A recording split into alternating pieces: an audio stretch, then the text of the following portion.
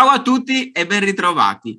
Nell'episodio di oggi abbiamo il piacere di presentarvi Dante Muratore, Assistant Professor, ricercatore e insegnante all'Università Tecnologica di Delft in Olanda. Abbiamo parlato dell'importanza del mentore nel percorso professionale, di interfacce neurali, in particolare della retina, che è il campo di cui si occupa. Inoltre abbiamo ipotizzato una possibile direzione di questi studi. Come al solito abbiamo dedicato del tempo a parlare di amore e delle cose importanti della vita. Abbiamo apprezzato di lui la calma e l'autenticità, la sua competenza e la precisione nelle risposte alle nostre domande. E come diceva San Tommaso, vedere per credere, o meglio per alcuni di voi, ascoltare per credere. Buona visione. Ho visto su internet che hai un CV invidiabile.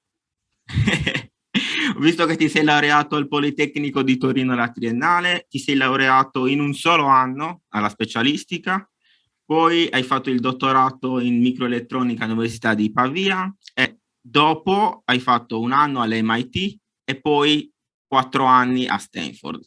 Quindi volevo sapere qual era il tuo segreto e come si fa a fare un percorso come hai fatto tu. Nel senso che, allora, in realtà il segreto è che ho fatto la triennale in 4, perché all'epoca a Torino c'era la possibilità, credo che ci sia ancora, che se tu avevi finito quasi tutti gli esami ma te ne mancavano alcuni, ti potevi iscrivere alla magistrale mentre stavi finendo l'esame. Quindi in realtà io la magistrale l'ho fatta in 2 anni, solo che poi sulla carta, siccome mi sono laureato alla triennale tardi, sembra più bello di quanto sia. In realtà il segreto è stato, non mi ricordo più quale esame fosse che avessi ciccato.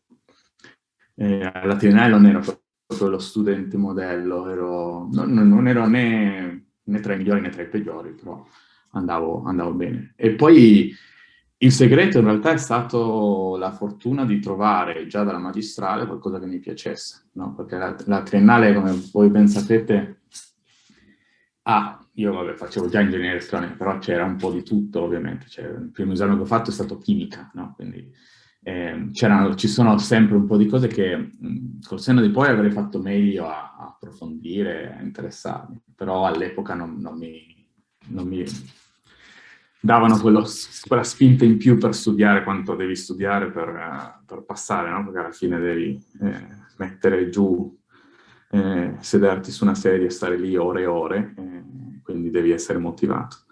E quindi poi dalla magistrale ho trovato quello che mi piaceva, poi al dottorato ancora di più e così avanti. Quindi poi una volta che hai la fortuna di incanalare la strada che vuoi seguire, in realtà è più facile. Ma sì, quello direi. Per entrare a Stanford, scusami, è stato facile oppure è innegabile che tu sia molto bravo in quello che fai? Perché a Stanford non entrano, e anche all'MIT, persone che non sono capaci. Allora, è stato un po' di fortuna. Uno poi mi piace sempre pensare di essere bravo, però diciamo che ci sono tante altre persone brave che magari non sono entrate perché all'epoca non c'era una posizione, no? Quindi all'MIT è andata così. Io stavo facendo il dottorato a Pavia e la regione Lombardia, credo sia stata, tramite all'epoca quello che era il rettore di Pavia, avevano aperto sto bando per studenti del dottorato di Pavia e dicevano: vogliamo intensificare le relazioni tra Pavia e la Boston area, quindi chiunque voglia andare là per qualche mese può far domanda, e se poi vinci il bando praticamente ti pagavano, cos'era, un aumento del 50% della borsa e qualcosina in più. Era abbastanza per affittare, Boston è molto caro, abbastanza per affittare. Io ho affittato una stanza con altri 2 ragazzi e avevo all'epoca mia moglie che lavorava a Milano, alla San Pellegrino, che quindi aveva uno stipendio vero, che mi aiutava, che all'epoca era la mia fidanzata, anche la mia moglie e i miei genitori, quindi insomma abbastanza per riuscire ad andarci. E poi ero sono stato fortunato che ero in un laboratorio a Pavia, del professor Maloberti, Franco Maloberti, che era molto forte come laboratorio, era riconosciuto a livello mondiale, quindi in realtà è arrivato quello stampo di garanzia da lui. Io gli ho detto voglio andare a Pavia, ho visto questo professore qua, lo conosci, lui ovviamente lo conosceva, mi ha mandato una mail e poi è andata così, quindi sono andato a Pavia, volevo andare all'MIT e quella è andata così. Quindi un po' di bravura, un po' di fortuna, più o meno alla fine è sempre così, un po' di tutte e due. E poi per Stanford stavo finendo il dottorato e volevo fare domanda per un postdoc, che era alla fine il percorso classico, perché volevo rimanere in accademia, quindi dottorato, postdoc, poi assistant professor. E vado di nuovo da Franco, dal mio relatore, dico, prof, ho bisogno di un postdoc, conosci qualcuno che sta che ha bisogno di un postdoc? E lui fa, forse ho ricevuto una mail da Stanford che stavo cercando un postdoc, solo che io gli ho chiesto cos'era, maggio, e la mail era di gennaio, quindi ovviamente nel frattempo era passato un po' di tempo. E quando ho mandato poi una mail a quelli che poi sarebbe diventato il mio capo a Stanford, il professor Boris Murman, lui mi ha detto, guarda, ho già offerto la posizione a qualcun altro. Quel qualcun altro, tra l'altro, era un altro ragazzo che aveva fatto il dottorato nel mio stesso laboratorio, Hadi, che io lo conoscevo molto bene. Infatti poi ci siamo messi a parlare e Hadi aveva all'epoca già una posizione da assistant professor là si dice lecturer in UK, a Glasgow. E quindi era una posizione un po' più stabile. Hadi aveva già figli, non aveva figli all'epoca, però era lì con la moglie, quindi ho detto, sai cosa, non cambio di nuovo paese, loro erano iraniani, erano già venuti in Italia, insomma, volevano stabilizzarsi, quindi hanno detto di no. Per mia gran fortuna, poi dopo Boris mi ha richiamato e fa, guarda, la persona a cui ho offerto la posizione non ha accettato, quindi se sei ancora interessato facciamoci una chiacchierata. E poi abbiamo fatto una chiamata su Skype, la prima di un'oretta più o meno, la prima mezz'ora in cui lui mi ha parlato un po', mi ha chiesto un po' di quello che avevo fatto io, e la seconda mezz'ora in cui mi ha detto, vabbè, questa è la posizione, questo è quello che stiamo cercando, se sei interessato vorremmo che iniziassi ieri. E quindi anche aspetta che devo decidere se trasferirmi dall'altra parte del mondo o meno. E niente, poi ne ho parlato con la mia all'epoca fidanzata, ora moglie, e poi ho deciso di accettare. Quindi, mettiamola così, cioè bisogna essere o sei così assolutamente bravo che le offerte ti vengono fatte, e questo non è il mio caso, ma sono in pochi, diciamo, al mondo, o devi essere bravo e anche avere fortuna che quando fai la domanda tu c'è la posizione, no? E anche essere disposto a muoverti, perché vabbè, se io avessi voluto continuare soltanto in Italia o solo a Pavia o solo in un certo posto, devi aspettare. Chiaro. Prima hai parlato di quello che ti piace. Pensi che coincida quello che ti piace con quello che ti riesce? Ottima domanda. Secondo me sì, quello che faccio mi piace e mi riesce, ma non tutto quello che mi piace mi riesce. E vi faccio un esempio lampante, in cui a me sarebbe piaciuto tantissimo saper cantare, e sono talmente stonato che persino sotto la doccia mi è proibito cantare, perché vabbè, citando mio fratello, non so intonare neanche un coro da stadio. Quindi all'epoca, quando stavo per scegliere cosa studiare, io ero tra ingegneria elettronica e letteratura, che erano le due cose che mi piacevano. Mi piace tanto leggere e mi piaceva in genere, diciamo, il tema, però mi piaceva anche tanto la parte ingegneria ed ero portato, nel senso che io ho sempre avuto facilità a scuola a fare matematica, fisica, queste cose qua, no?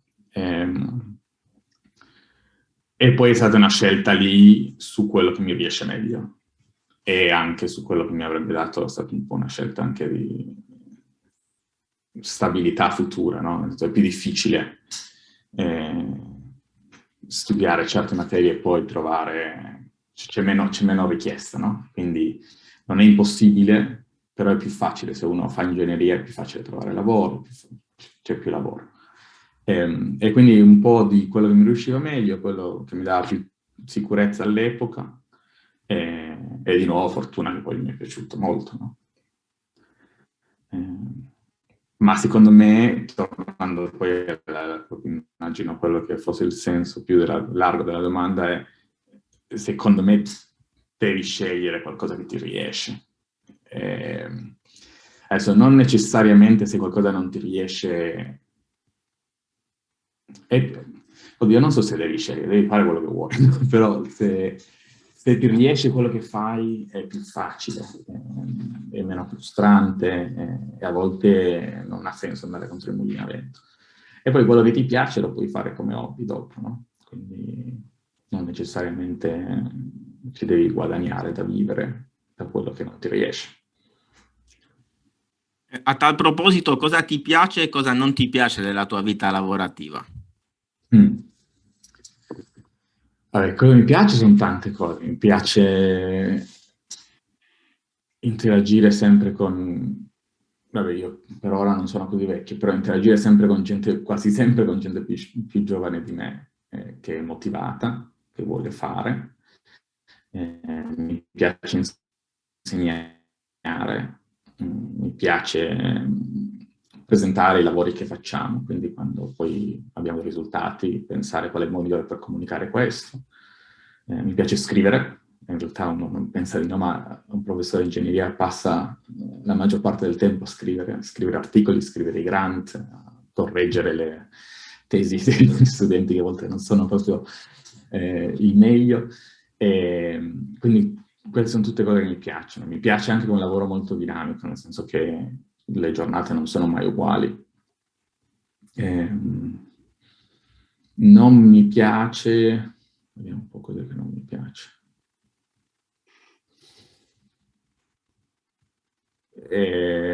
Oddio. Non so cosa non mi piace. Meglio così allora, no? Sì, forse ci sono cose, a volte vorrei avere più tempo per sedermi e spendere magari una settimana. Sei un po' sempre in corsa, una corsa tutto il tempo, nel senso che le mie giornate sono un meeting dopo l'altro, scadenze, però allo stesso tempo è quello che mi piace, no? Che è molto dinamico. Quindi di sicuro una cosa che non mi è mai piaciuta, che adesso per fortuna è andata via, è che fino a che arrivi alla mia posizione da PI, vorrebbe dire Principal Investigator, quindi Assistant Professor o se sei in centro di ricerca si dice semplicemente Principal Investigator, non è un lavoro stabile, no? Quindi richiede sacrifici, richiede muoversi in giro, quindi non è la cosa più... non è il lavoro migliore se uno vuole, per esempio, avere famiglia, perché non sai quando ti scade il contratto, non sai se tra qualche anno devi trasferirti dall'altra parte del mondo, e quindi quello non è il massimo. E poi, questo però non so se sia specifico del mio lavoro, ma essendo un lavoro molto competitivo, no? Quindi per quanto sia, per esempio, nei posti in cui sono stato, io nei laboratori in cui sono stato, c'è sempre stato un ambiente competitivo, ma in modo sano, non era tra studenti che si facevano sgarri per poter pubblicare prima, queste cose che si sentono. Però comunque è un ambiente competitivo e quindi questo ovviamente porta dello stress, che uno deve imparare a navigare, come gestire la sindrome da non sono abbastanza, tutte queste cose che poi crescendo impara a navigare alcune, ne vengono fuori altre, però diciamo, sì, non è un lavoro, porta un po' di stress e uno deve imparare a navigare, però tutto quello. Parlando della letteratura che hai detto che ti piace e che ti piace leggere, c'è qualche libro che ti ha aiutato particolarmente nel tuo sviluppo o comunque è stato di ispirazione? Dal punto di vista professionale, ho appena letto un libro che si chiama Tomorrow's Professor, che aiuta praticamente, però cioè, sa come gestire come time management e tutte queste cose qui. Però direi che quello che mi ha aiutato di più è leggere Calvino quando mi sono trasferito in Italia e imparare l'italiano. Io quando mi sono trasferito a 12 anni non parlavo italiano, quindi ho iniziato a imparare e poi ho iniziato a leggere Calvino, Palomar, Deacon Zero. Se uno è appassionato di fisica e cose del genere, Deacon Zero è un libro bellissimo. E poi vabbè, classico, quello dei miei libri, tutto quello che ti può venire in mente. Però poi da un punto di vista scientifico, diciamo che i libri che mi hanno aiutato sono i libri I Razzavi. di settore. Il Razzavi, esatto, il Razzavi, Cedra Smith, questi qua, no? Che sono... non consiglierei a meno che uno debba proprio diventare... andare a disegnare i circuiti, diciamo, non è il... Non pensavo fosse così famoso Razzavi. Razzavi è famoso, sì. È vabbè, lui è famoso perché intanto cioè, la sua ricerca, lui è molto bravo, no? Un professore molto accomplished, non mi viene la parola in italiano. Comunque, il suo libro è anche molto famoso perché è scritto molto bene, molto chiaro. E poi il Cedra Smith invece è questo mattone di non so quante pagine che ogni studente di elettronica deve leggere nella triennale. Soffriamo tutti allo stesso modo. Ti è mai capitato di voler lavorare con una di queste persone famose, diciamo, e riuscire, cioè proprio dall'inizio, quando studiavi, dicevi vorrei lavorare con Razzavi e poi alla fine sei riuscito a lavorare con una di quelle persone? Allora, mentre studiavo alla triennale, alla magistrale, in realtà ero abbastanza ignorante del mondo della ricerca, no? Io a malapena sapevo cos'era un dottorato e queste cose qui, no? Quindi non mi è mai venuto in mente perché semplicemente vedevo queste persone come nella mia testa da ragazzino pensavo queste persone, non lo so, saranno già in pensione, non lo so, per me non era chiaro come poter fare una cosa del genere. Quando stavo facendo il dottorato, io l'ho fatto il dottorato su una cosa che si chiama Analog to Digital Converters, di cui poi Boris Murman, che è stato il mio capo a Stanford, è molto famoso nel settore. E in quel caso sì, mi ricordo non tanto pensare vorrei lavorare con lui, ma quando poi si è aperta la posizione pensare sì, vorrei tantissimo andare là, no? E poi è andata. Però a parte quello no, in realtà io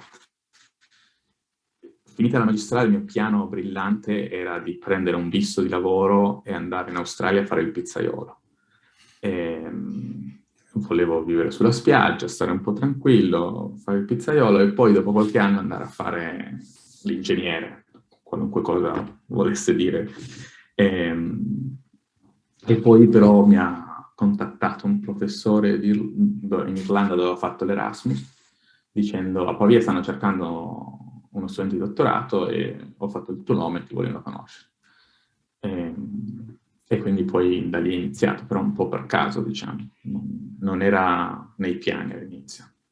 Per fortuna che io lo dico sempre, Peter Kennedy si chiama questo professore, io ogni volta che lo trovo in una conferenza io lo ricordo. Grazie. Lo salutiamo e ringraziamo. Esatto, sì, grazie Peter. Non credo parli italiano, anche se è stato a Pavia molte volte, ma comunque l'ho già ringraziato infinite volte perché è stato un po' a caso, però una di quelle cose che ti cambiano un po' la vita. E non hai più ripensato ad andare in Australia per fare il pizzaiolo? Allora, sono andato in Australia perché mio fratello adesso abita là. A fare il pizzaiolo, no.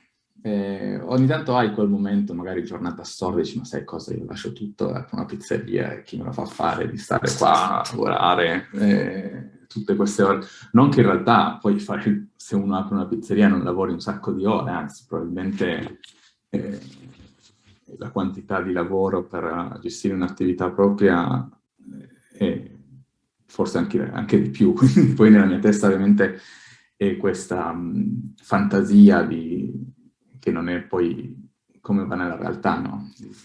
Fare qualche pizza e poi essere sulla spiaggia, quindi forse se mai lo dovessi fare dovrei prima pensarci veramente. Però ho comprato un forno da pizza e faccio le pizze a casa, quindi mia moglie fa da tester su tutte le mie nuove tentazioni, se uso la biga, se faccio della lievitazione lunga, se faccio la pizza alla napoletana, provo un po' di cose diverse. No, non ho mai pensato di cambiare carriera. Da quando ero a metà dottorato, ho deciso voglio stare in accademia. Ho avuto momenti in cui ho detto, ma vado in industria, resto, però sempre nell'ambito della ricerca.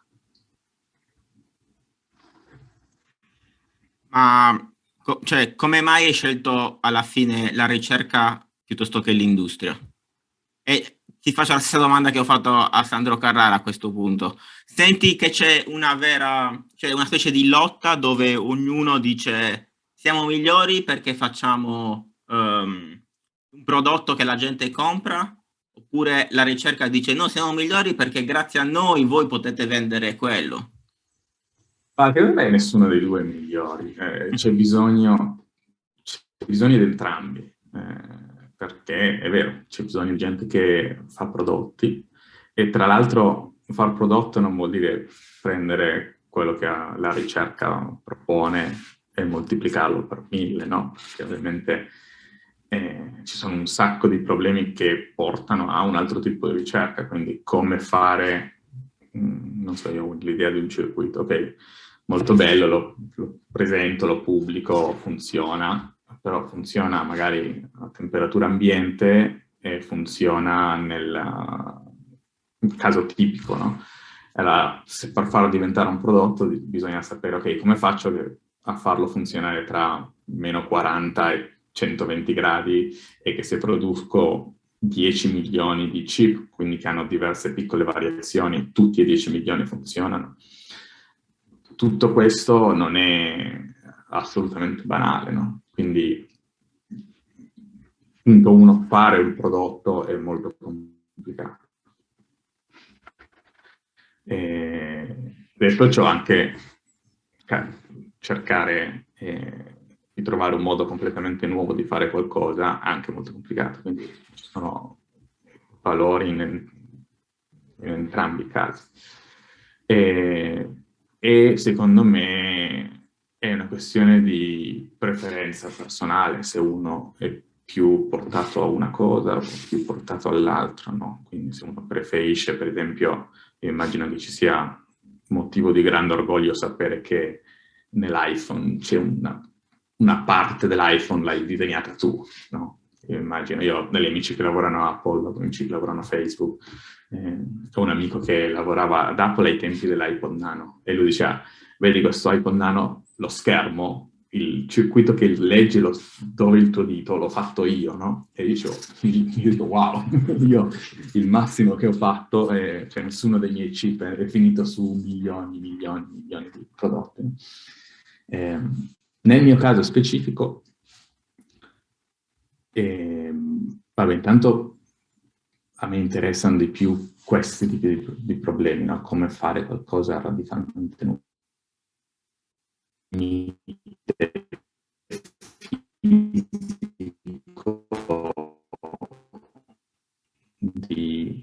un problema problema, no? Quindi se io voglio informazioni dai neuroni, ok, quanti canali posso mettere? Quanto è il massimo che posso mettere senza... e quindi questo tipo di domande, che ovviamente in industria non si fanno, perché è un'altra cosa che stai cercando di ottimizzare. E poi l'accademia è perché due motivi. Uno, insegnare. Mi piace insegnare e se ti piace insegnare è il posto migliore per stare in università. E l'altro è che in accademia riesci ad arrivare a una posizione di indipendenza in cui sei tu il capo del laboratorio, tu che fai le decisioni strategiche in base a su cosa vogliamo lavorare, che persone assumere, eccetera, giovane, cioè io avevo 30 anni quando ho iniziato. In industria è difficile, cioè o vai a fare una startup, allora sì, a 20 anni sei il capo della startup, però è anche molto difficile, no? Cioè, trovare i fondi, eccetera. Io scherzo sempre che l'università è una startup in cui però il tuo stipendio è garantito, no? Perché io posso cercare fondi, assumere persone, fare progetti, tutto quello che voglio, cercare di essere innovativo. E poi spendendo una parte del mio tempo invece come servizio per l'università, quindi insegnare, non solo insegnare, ma tutta la parte anche amministrativa, no? Quindi tutti i comitati in cui devi far parte delle tesi di altri professori, eccetera. C'è una parte di servizio verso l'università che garantisce che poi loro però alla fine del mese ti pagano sempre lo stipendio. Quindi quello ti dà la tranquillità di provare idee di cui non sai il risultato, no? Perché a volte fai ricerca e dici chissà se funziona, però vale la pena provare, provi, perché puoi.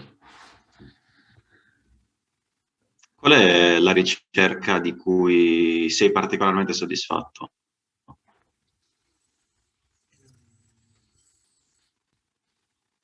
Ci sono due progetti che sono usciti dal mio tempo a Stanford, di cui sono particolarmente soddisfatto. Uno su cui stiamo ancora lavorando e uno sull'altro su cui in realtà sto cercando di ritornare a lavorare, ma sono tutte e due su interfacce neurali, una nella retina e una nel cervello. Quella del cervello, il progetto in realtà è nato da una domanda molto semplice. Io, un po' di background, no? Io faccio chip, quindi disegno gli amplificatori, i circuiti che poi trasformano i segnali analogici in digitali, eccetera. E una delle classiche, una delle caratteristiche di questi circuiti si chiama la risoluzione di bit, no? Quindi quanti bit, quanti intervalli tu vuoi spezzettare il tuo segnale analogico per descriverlo, no? Quindi ogni piccola variazione del segnale analogico, se è più grande o più piccolo dell'intervallo, il tuo segnale digitale cambia di un bit. Sono andato dal professore Krishna Shenoy a Stanford e gli ho detto quanti bit ti servono? E lui mi fa guarda, normalmente ne usiamo 12, però nessuno lo sa. Come nessuno lo sa quanti servono? No, in effetti non è una domanda, sembra una domanda semplice, ma in realtà è molto complicata. E quindi il progetto è stato quello, scoprire con quanta precisione è necessario registrare questi segnali per poter farci qualcosa di utile. E quindi quello che abbiamo fatto è praticamente prendere dei segnali registrati ad altissima precisione e li abbiamo rovinati. Abbiamo aggiunto il rumore, abbiamo abbassato il numero di bit, il campionamento, tutte cose per rendere il segnale più brutto, diciamo. E con quel segnale abbiamo cercato di fare le stesse cose che facciamo prima, che in questo caso era sia in scimmie che in esseri umani controllare un cursore in uno schermo. E vedevamo, ok, se iniziamo a togliere questi bit, quando la nostra capacità di seguire il segnale si riduce. E quello che abbiamo scoperto è che in realtà serve molto meno di quanto la gente normalmente usi. E questo è molto interessante, perché se tu hai bisogno di registrare con meno precisione, vuol dire che hai bisogno di usare meno potenza. E quindi, siccome nei circuiti la potenza viene dissipata in calore, e se tu stai cercando di mettere un chip dentro al cervello, non ti conviene generare molto calore, perché sennò uccidi le cellule, quindi diciamo è un grosso problema. Ci sono delle limitazioni, non puoi cambiare la temperatura più di 1 grado centigrado. Questo si traduce in poter fare dei circuiti molto più efficienti.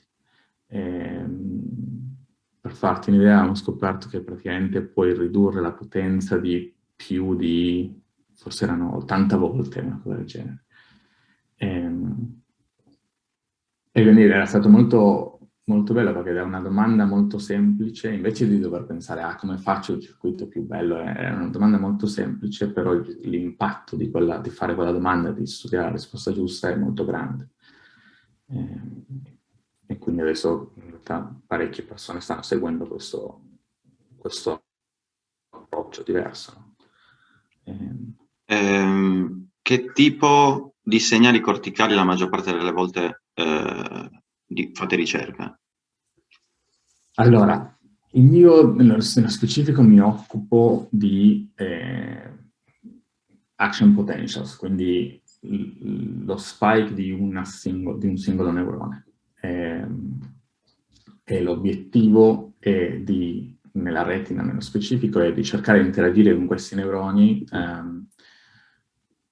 uno alla volta e uno spike alla volta. Quindi controllare, se noi abbiamo una popolazione di, diciamo, 500 neuroni, se vogliamo dal tempo t0 far sì che questo neurone produca uno spike, e poi t0 più 3 millisecondi, che è un altro, no? E quindi questo è il tipo di segnale di cui noi ci occupiamo. E poi ci sono tantissimi altri. Adesso il mio laboratorio si sta anche espandendo in EEG, elettroencefalogrammi. Però invece di prenderli dalla testa, li stiamo prendendo dall'orecchio.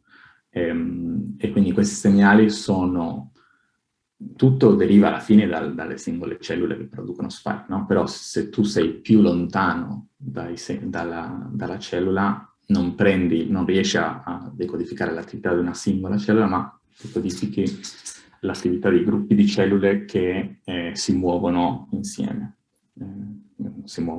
producono segnali insieme. No? E quindi dipende, ci sono diversi tipi di segnali, dipende quanto lontano tu sia, no? E ovviamente più lontano sei fisicamente, no? In questo caso l'elettrodo che prende il segnale più è lontano, meno risoluzione spaziale tu hai, però più è facile avere informazione d'insieme, no? Quindi se io voglio leggere l'attività di un singolo neurone, non posso farlo per milioni di neuroni, perché dovrei avere bisogno di milioni di elettrodi. Se io invece metto un elettrodo più lontano, riesco a prendere l'attività d'insieme. Quindi dipende da quello che stai cercando di fare, dipende molto che tipo di segnali e anche quanto vuoi che il tuo sistema sia invasivo, no? Perché per prendere l'informazione da un singolo neurone hai bisogno di un elettrodo che è dentro al corpo umano, mentre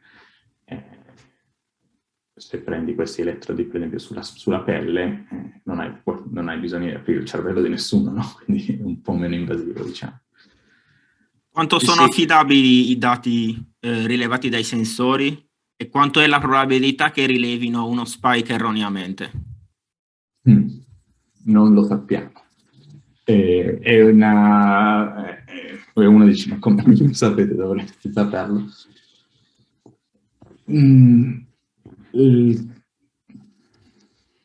Non siamo ancora ad un livello di affidabilità da poter dire, ok, vabbè, questo è il prodotto, io lo metto, ovunque lo metta, funziona da subito, no? Quindi ci sono da fare molti controlli, bisogna assicurarti che per esempio non ci siano motion artifacts, quindi che tu pensi che stai registrando qualcosa nel testo, solo che ti sei mosso. C'è tutta una serie di studi su questo. Ovviamente in laboratorio riusciamo a essere molto più precisi, perché riusciamo anche a controllare i fattori esterni, no? Quindi riusciamo a controllare, per esempio, che non si muova il banco dove stai facendo l'esperimento, mentre in vivo, quindi impiantando una persona vera, è più difficile. Detto ciò, ci sono già, in realtà ci sono già sistemi che funzionano in ambiente clinico, no? E l'affidabilità per migliorare l'affidabilità ci sono diversi punti, quindi c'è l'affidabilità del sensore, no? Che il sensore funzioni e che l'impedenza dell'elettrodo sia costante. Poi l'elettronica che legge deve essere affidabile. E poi gli algoritmi che si usano per decodificare quello che stai cercando di decodificare da questi segnali sono robusti a errori nel segnale. Un'altra cosa che in questo progetto di cui parlavamo avevamo definito una figura che si chiama spike error rate, no? Se noi iniziamo a aggiungere errori in questi segnali, cosa succede al decoder che sta cercando di decodificare? E la cosa buona e positiva è che questi decoder, soprattutto quando sono disegnati bene, sono molto robusti e quindi in realtà finché la probabilità dell'errore, e quello che abbiamo trovato noi in questo specifico caso era che finché la probabilità dell'errore è più bassa della probabilità di vedere uno spike, quindi tu hai uno spike ogni, non so, 100 secondi, ogni 10 secondi, se hai un errore ogni 100, allora il decoder se ne frega, non ne succede niente. Quando iniziano a essere simili, inizi a perdere in qualità dell'informazione che stai cercando di codificare. Io ho lavorato per la mia specialistica sulla retina e so che tutti i dati che abbiamo sono davvero elevati nel senso di dimensione, che si arriva anche a 10-20 giga. Noi stiamo registrando talmente tanti dati, ma con gli strumenti che abbiamo adesso riusciamo a essere in grado di leggerli tutti? Perché questo è molto complicato, a quanto ho capito e ho visto mentre stavo lavorando. Sì, allora, ci sono una serie di problemi quando uno cerca di aumentare la banda del segnale, no? Quindi aumentare quanta informazione riesce ad estrarre da una qualsiasi cosa. Il primo problema è muovere i dati, che uno sembra banale, no? Però i dati sono tutti nella retina, io metto il mio chip, decodifico tutto, cioè leggo tutti i dati, muoverli nel chip dai vari pixel alla periferia del chip per mandarli, abbiamo già un problema. Poi per trasmetterli con un cavo o wireless abbiamo un altro problema. E poi c'è il problema di come processarli, no? Quindi se hai bisogno di processarli in tempo reale, buona fortuna. Se li puoi salvare da qualche parte e processarli dopo, ok? Dove li salvi, quanto ti costa salvarli, eccetera. E quindi è un problema che devi risolvere in vari punti del tuo sistema, no? E questo, tra l'altro, è quello che facciamo noi nel mio laboratorio. Quindi, l'altro progetto di cui parlavo prima sulla retina era proprio questo: come rendere migliaia di canali che ognuno sta registrando segnali e processarli in modo che sia efficiente dal punto di vista di consumo energetico. La cosa positiva è che questi segnali sono molto sparsi, sia in tempo che in spazio, quindi la maggior parte del tempo che tu stai registrando non succede niente. Quindi se tu riesci a sfruttare queste caratteristiche del segnale, di fatto non devi registrare quello che un po' più nel tecnico, non devi registrare secondo il termine di Nyquist, no? Il termine di Nyquist dice, se la banda del tuo segnale è F, tu devi registrare 2F, no? Però una cosa che tutti si dimenticano è che dice è un segnale wideband, no? Quindi non è una sinusoide a F, ma è un segnale che ha una banda larga da 0 a F e che non è sparso. Quindi in tal caso non c'è modo, allora devi...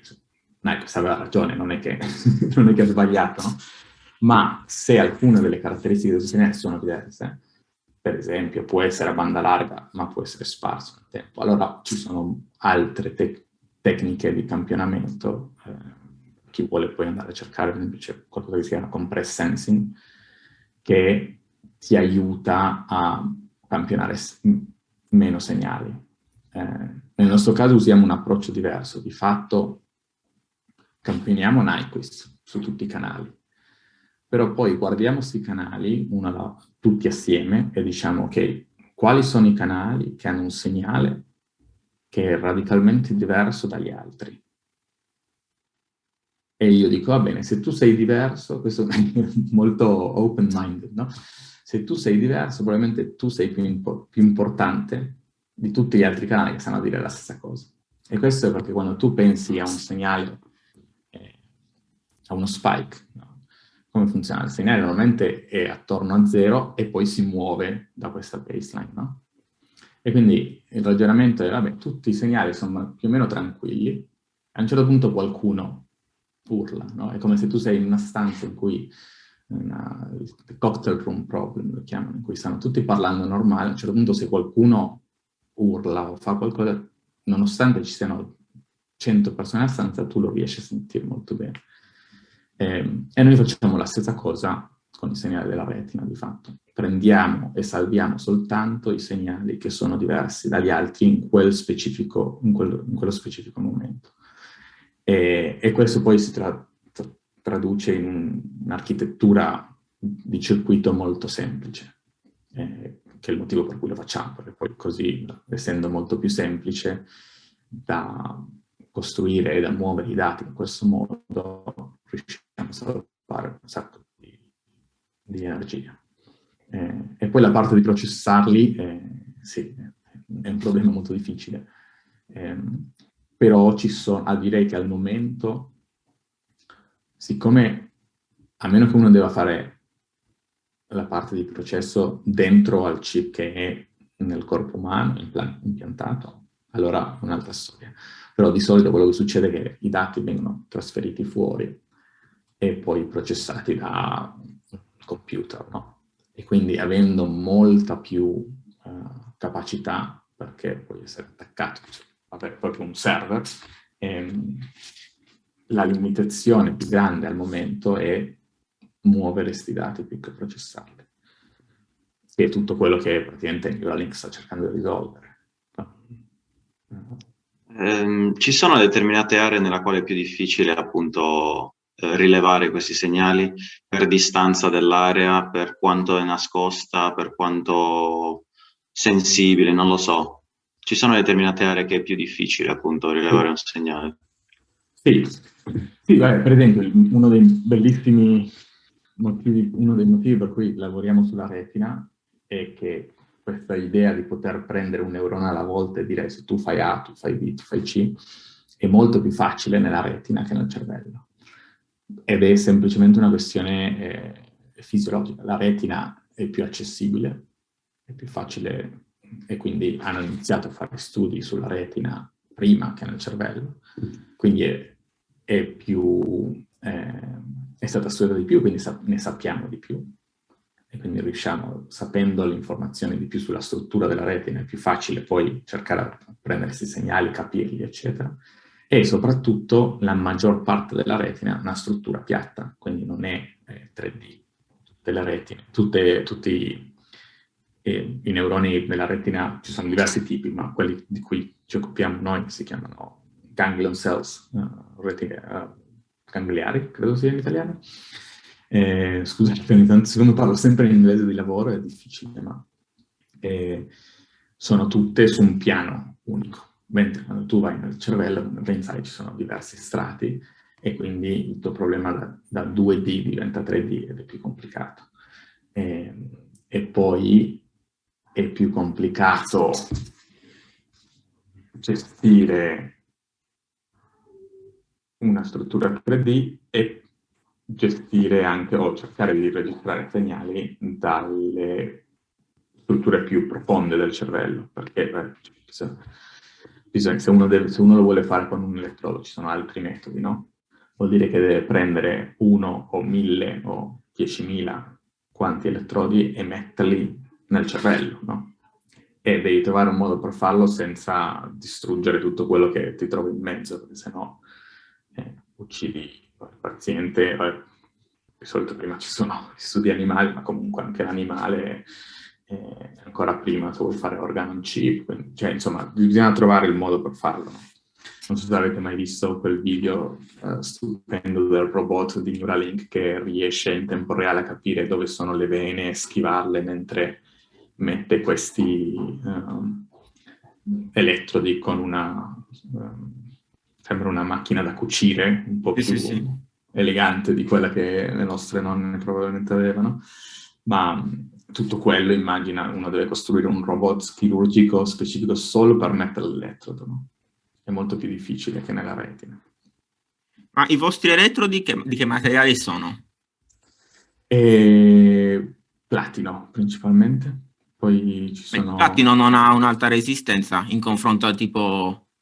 Sì, cioè Syrof sarebbe un elettrodo... poi facciamo una cosa che si chiama Platinum Black. ok. Viene processato un po' per abbassare un po' la resistenza. E sì, non è il migliore elettrodo, semplicemente per le applicazioni che stiamo facendo per ora ancora in vitro è facile, non abbiamo bisogno di qualcos'altro e quindi riusciamo a farlo noi in-house, quindi non c'è bisogno di cercare cose più sofisticate. Però sì, ci sono certo Syrof e Sputtered Iridium Oxide Film, che è quello che viene utilizzato da un altro gruppo che fa anche artificial retina, fa protesi alla retina, che stanno facendo già studi clinici su esseri umani. E viene utilizzato perché ha una capacità di carica maggiore e quindi la capacità di carica è quanta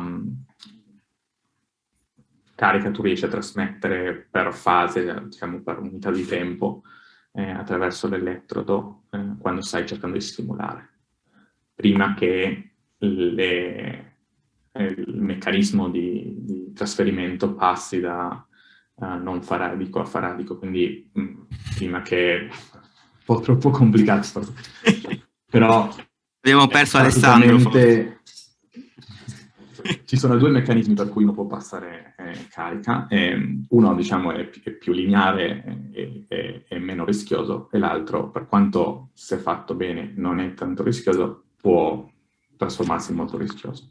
E quindi questa capacità di carica ti dice ok, quanta carica puoi passare per un periodo di tempo prima che inizi a creare problemi nel tessuto, perché alla fine tu hai, da un lato hai il tuo materiale che ha gli elettroni, e dall'altro le cariche non sono elettroni, ma sono ioni, perché sei nel tessuto, no? E quindi come trasformi da una parte all'altra, vuoi assicurarti che in queste reazioni elettrochimiche non ci siano poi troppe reazioni che creino byproducts, prodotti che a te non piacciono, no? Per esempio iniziare a creare qualcosa di tossico per il tessuto. E quindi devi controllare quanta carica passi, tutto questo è un campo di ricerca, come assicurarti che la carica venga trasferita in modo sicuro. Ritornando un attimo alla domanda di prima, volevo chiederti se l'intelligenza artificiale aiuta sistemare i dati, cioè, non so se mi sono spiegato. Sì, ti hai spiegato, sì. Sì, aiuta, è uno strumento in più, alla fine quello che, per esempio, non so, parlando di neural networks, no? Quello che riescono a fare molto bene è a riconoscere dei pattern all'interno di dataset giganti, che è esattamente quello che uno sta cercando di fare, no? Quindi classificare informazioni. Dico,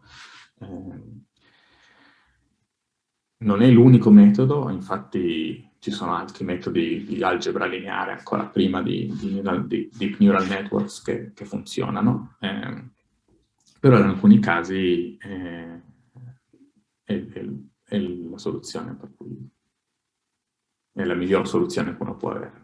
E per esempio un campo in cui si sta cambiando da metodi lineari tipo Kalman filters, che sono delle specie di filtri che si usano per decodificare i segnali, a deep neural networks, è quello di processare informazione dalla corteccia motoria per brain-computer interfaces che lavorano appunto su attività motorie, quindi decodificare l'intenzione di movimento di un paziente con paralisi. In quel caso lì, ultimamente, se invece di usare un classificatore lineare si usa intelligenza artificiale, i risultati sembrano per il momento migliori. Pensi che nel futuro saremo in grado di dare la vita alle persone che non hanno la corteccia visiva? La vita o la vista? La vista, la vista. La vista. Quello è difficile perché... Allora, nell'immediato futuro no, non credo. Perché alla fine se uno non ha la visione, e quello che noi vediamo è il modo in cui noi rappresentiamo nel nostro cervello il mondo esterno, no?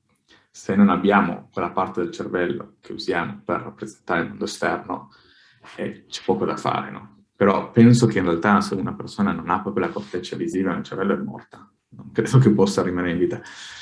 Può essere danneggiata in parte, allora poi è un altro discorso. Infatti mi chiedevo, in caso non ci sia vista, è più difficile appunto che sia per un problema alla corteccia e i vari strati della corteccia per la vista, quindi occipitale rispetto a quella della retina. Cioè nel senso, se ti manca la vista per un problema alla retina, presuppongo che sia più facile, nel senso, risolverlo rispetto a uno degli strati appunto della corteccia occipitale per la vista, quindi della percezione della vista.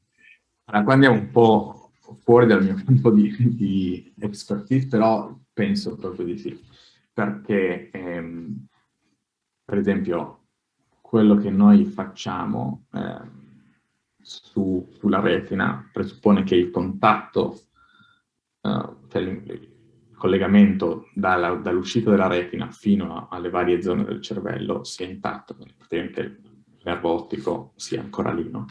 Se non c'è il nervo ottico, per trauma o qualcosa, è inutile fare qualsiasi cosa nella retina perché niente arriva al cervello, no? E sebbene la retina catturi la luce che viene da fuori, la processi e tutto, noi vediamo perché dei segnali arrivano al cervello, non perché arrivano alla retina. Tant'è che ci sono tanti casi in cui direttamente stimolano il cervello e pazienti che non vedevano riescono a vedere qualcosa. Non è lo stesso tipo di visione che abbiamo noi, però si può stimolare un certo tipo di visione, stimolando direttamente nel cervello. È più facile nella retina, per quello che dicevo prima, perché nella retina è più accessibile, quindi nel cervello ci sono varie zone del cervello che si occupano di processare informazione visiva, quindi dove metti gli elettrodi ci sono zone principali e magari li metti lì, però nella retina tu riesci ad accedere tutto in un solo colpo prima che si espanda a varie zone, no? Quindi sì, è un problema più facile, in un certo senso.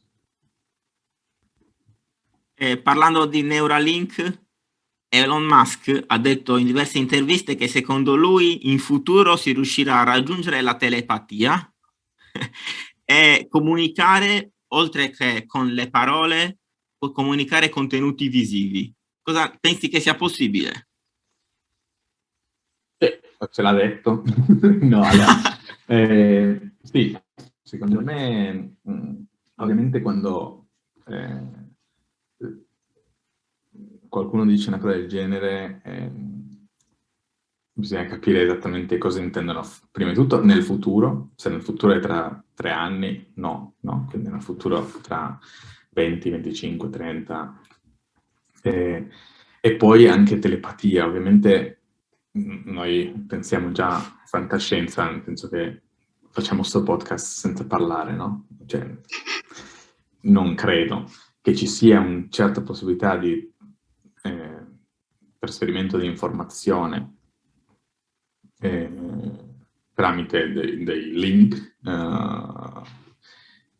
Sì, quello sì. Cioè, ci sono già risultati affascinanti di gente che controlla il cursore di un mouse usando... Vabbè, se avete visto Mind Pong, questo famoso video che è uscito su YouTube della scimmia che gioca a Pong con questo impianto di Neuralink, no?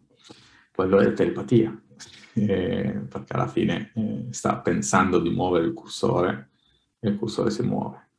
Quindi poi fino a che livello si arriverà è molto difficile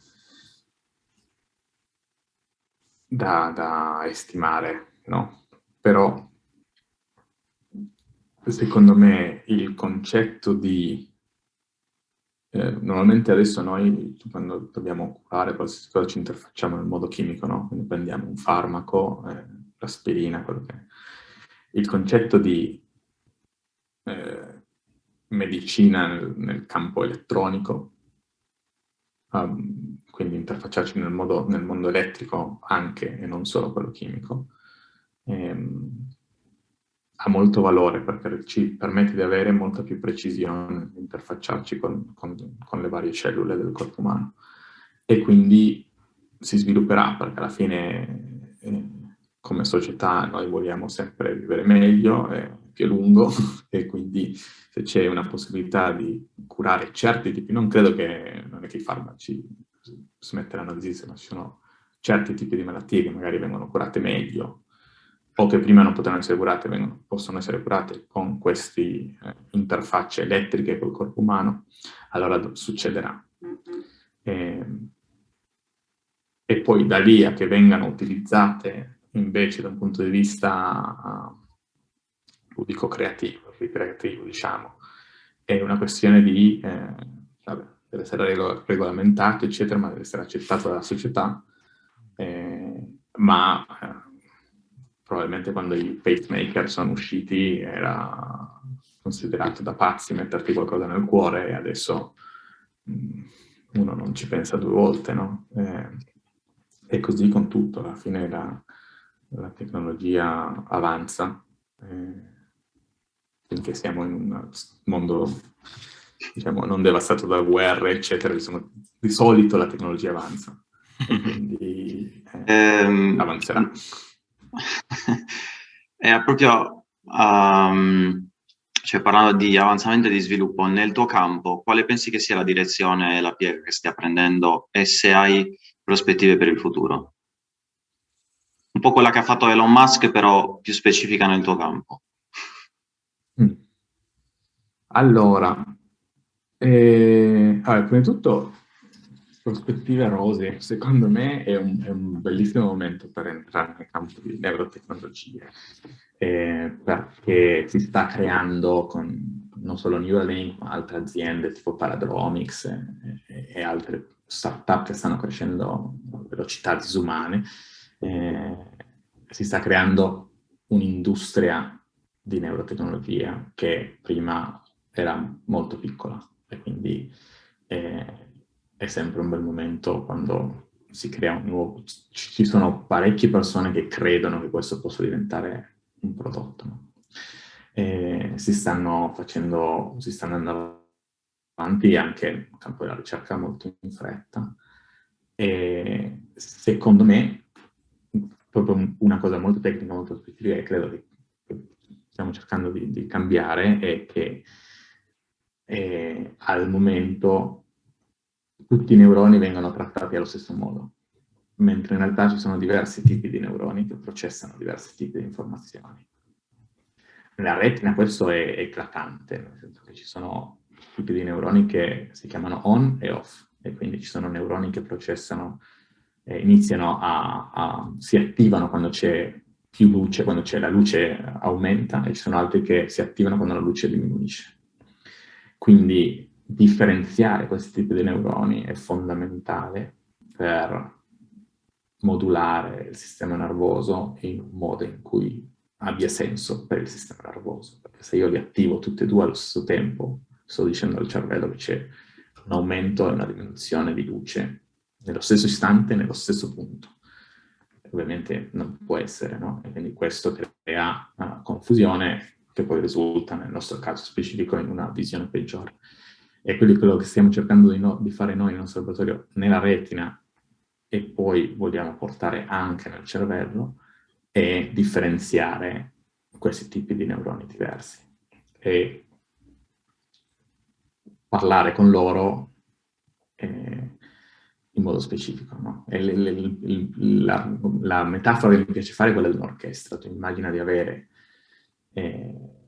tanti strumenti, tu potresti dire a tutti gli strumenti di suonare allo stesso tempo e produrrai un suono, ma non sarà musica. Quindi se vuoi fare musica, che ne so io, però se vuoi fare musica vera, devi riuscire a dire quando il violino deve partire, quando il cello, quando la chitarra e così via, no?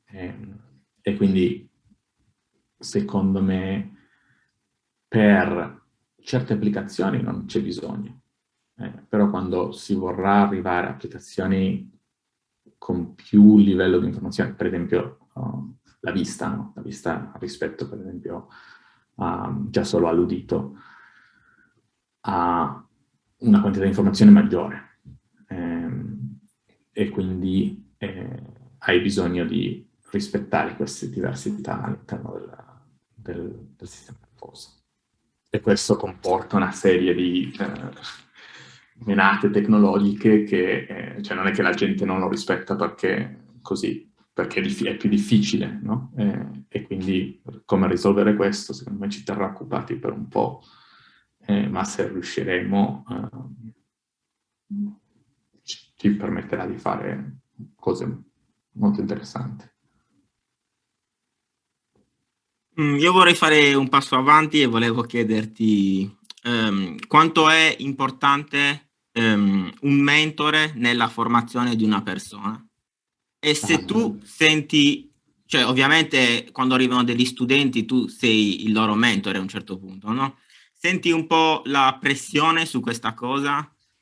Oppure un'altra cosa, quanto è difficile interfacciarsi con i diversi studenti? Nel senso, ad esempio, io sono di quelli che mi devi dire davvero, cioè onestamente, senza dirmi, no, potresti, cioè, tipo tranquillamente, no, me lo devi dire sinceramente, e invece altri preferiscono dirglielo più con calma. Come fai in questi casi?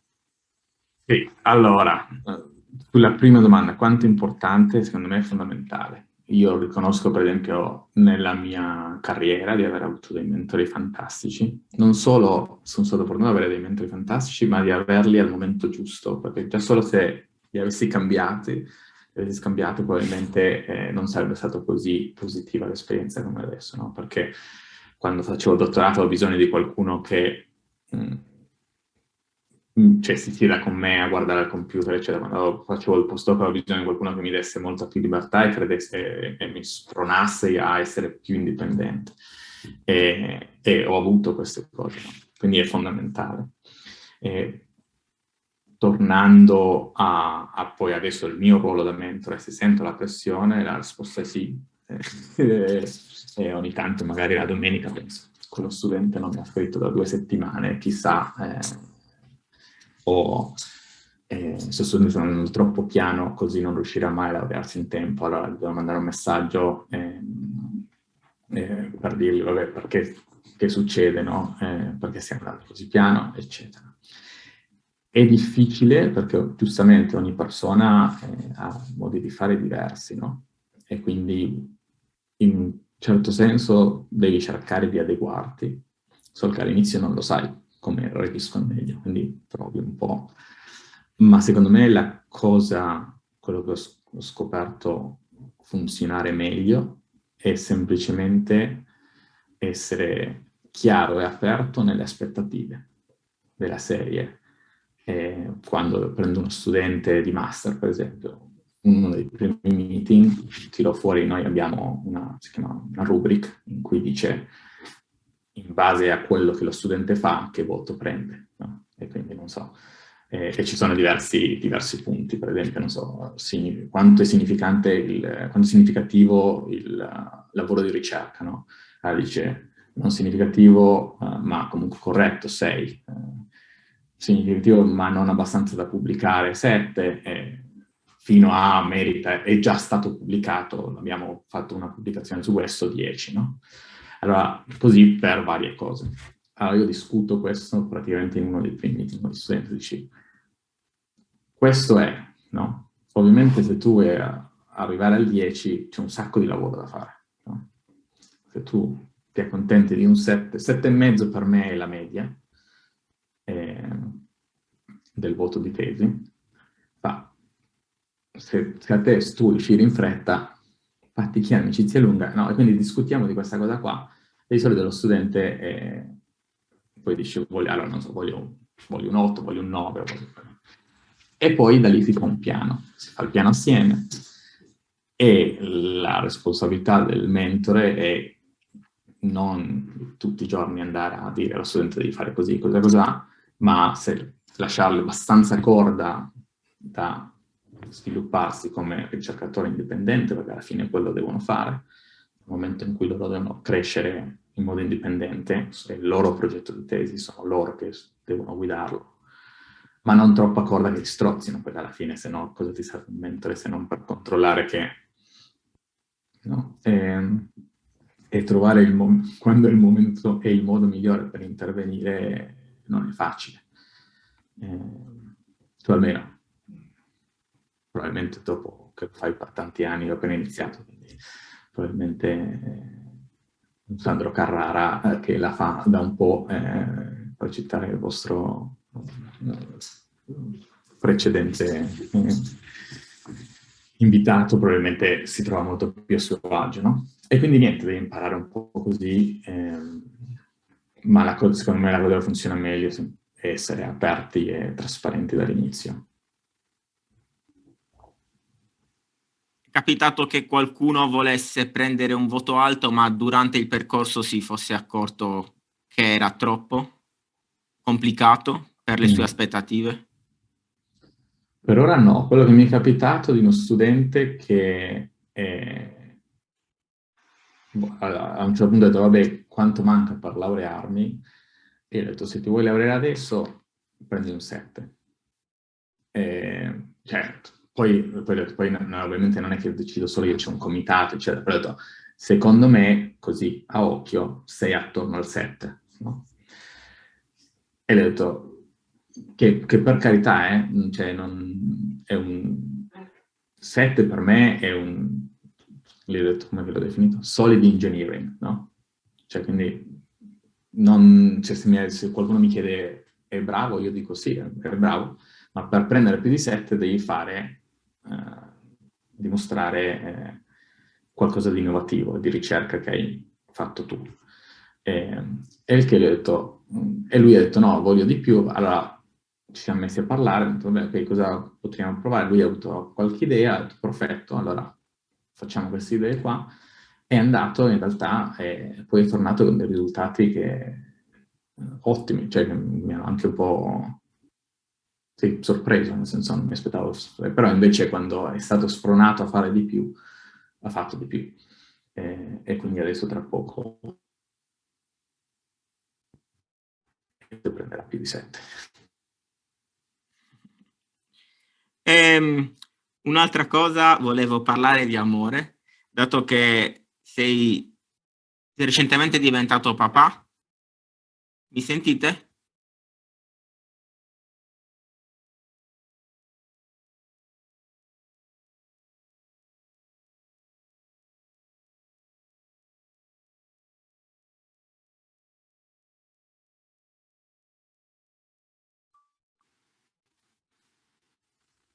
Mi sentite? Sì, sì. Mi è caduta la connessione.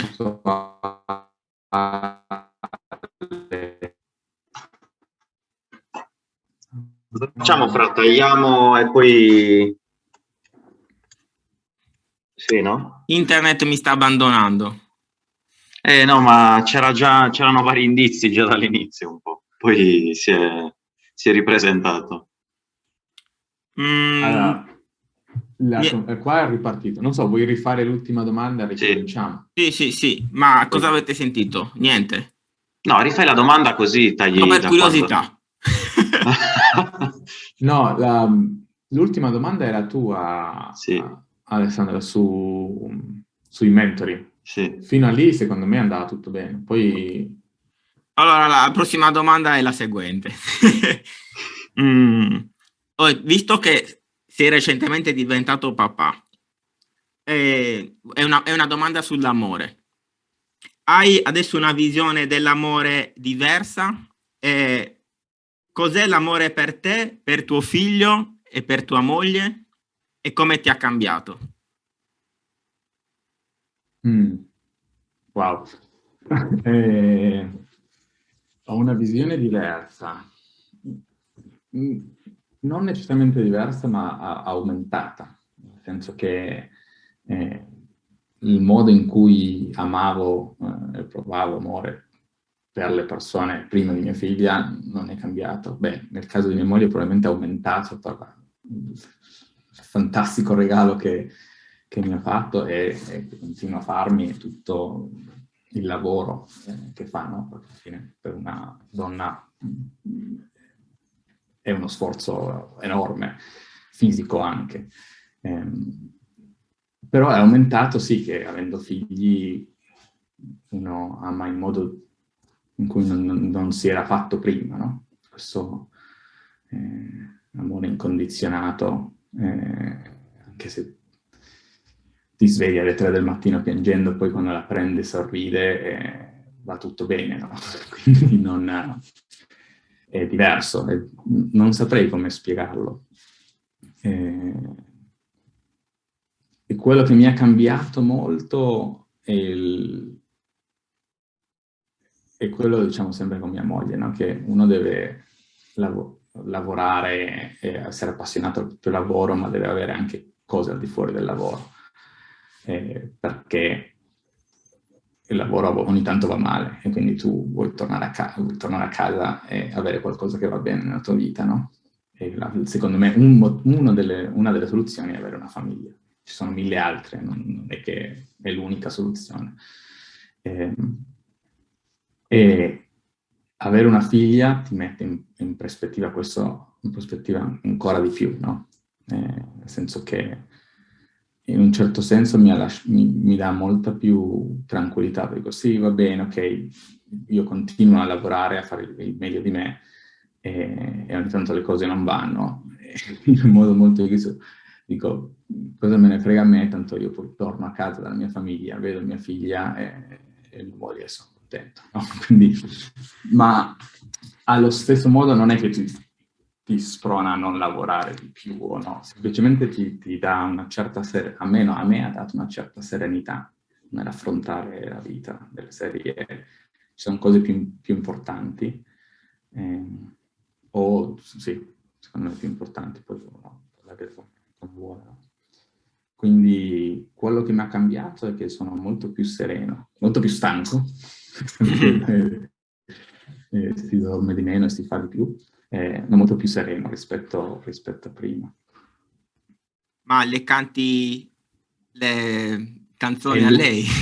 È l'unico... Stellando con lei. Vedi perché l'amore è incondizionato? Perché è l'unica, per ora almeno, che quando canto non mi dice di smetterla. Anzi mi guarda a volte contenta, quindi non sempre.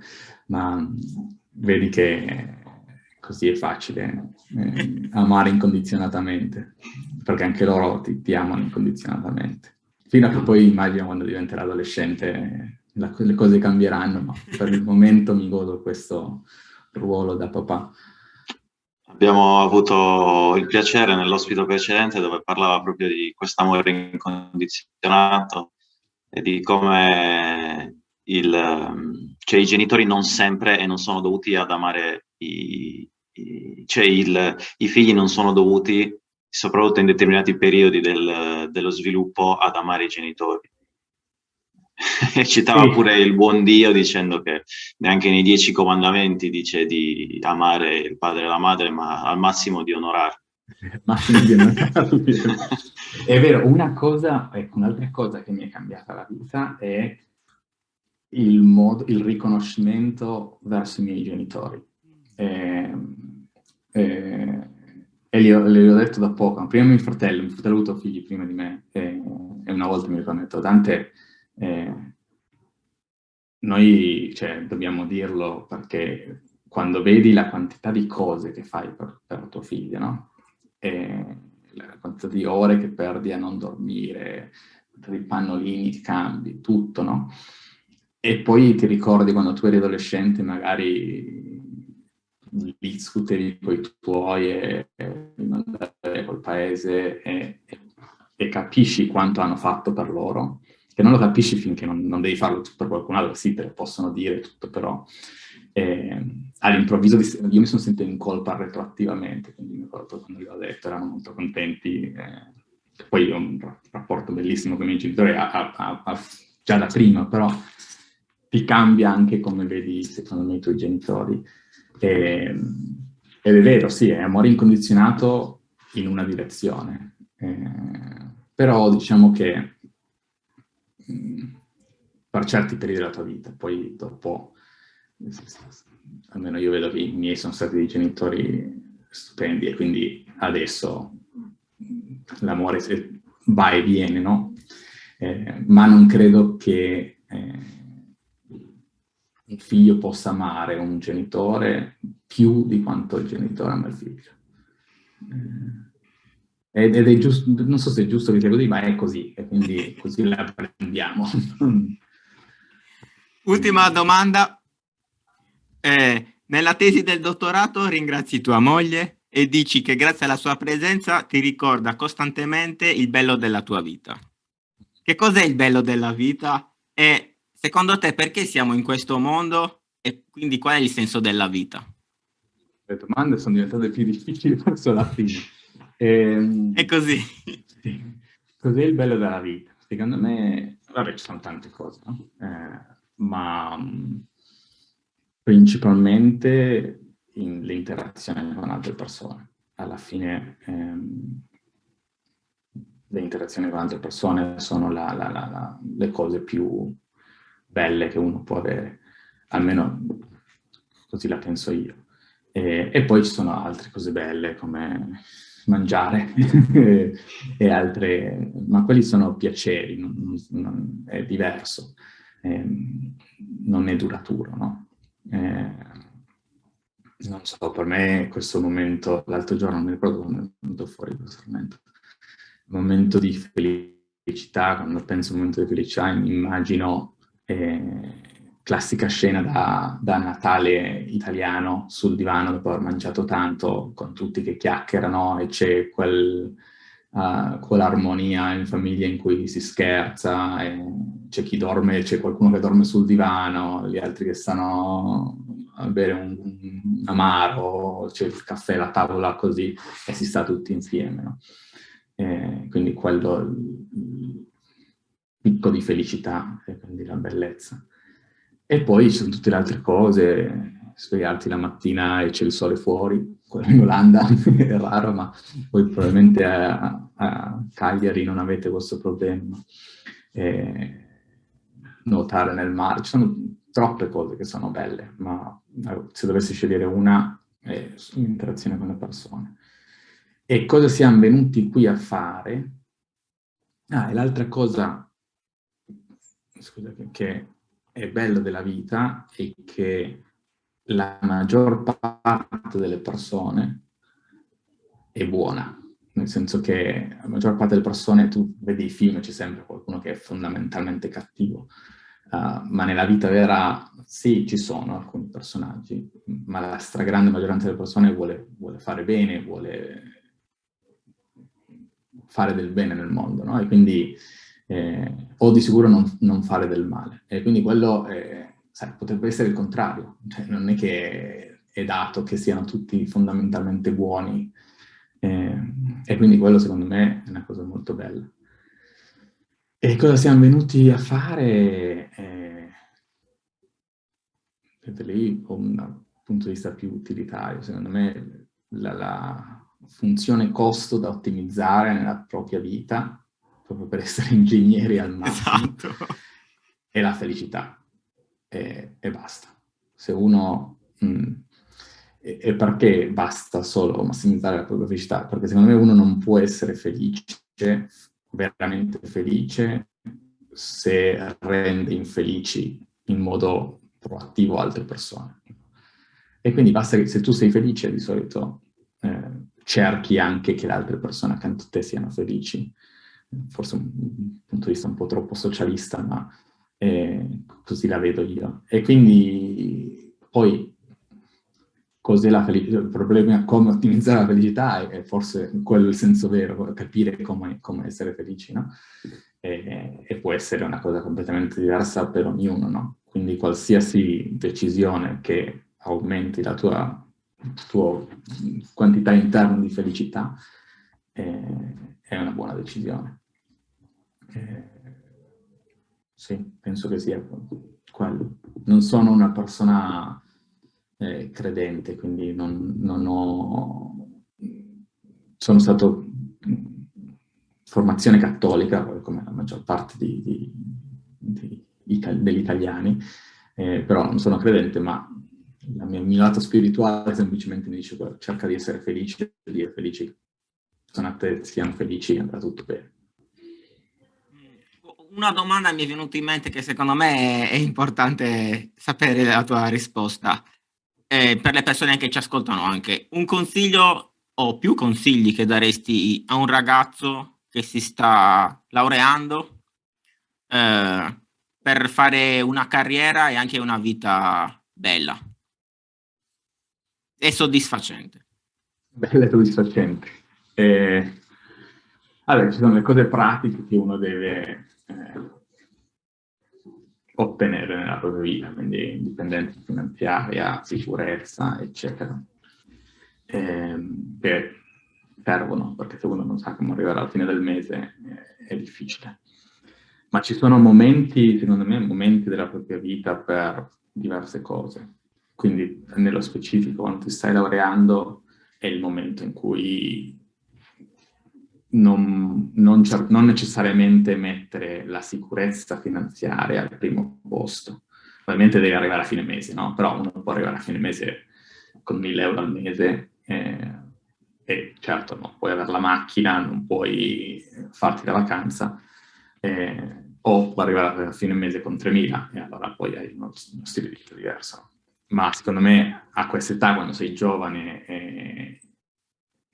è il momento per provare quello che vuoi fare, cose diverse, cambiare se inizi da una parte, pensi che non ti piace, cambiare settore.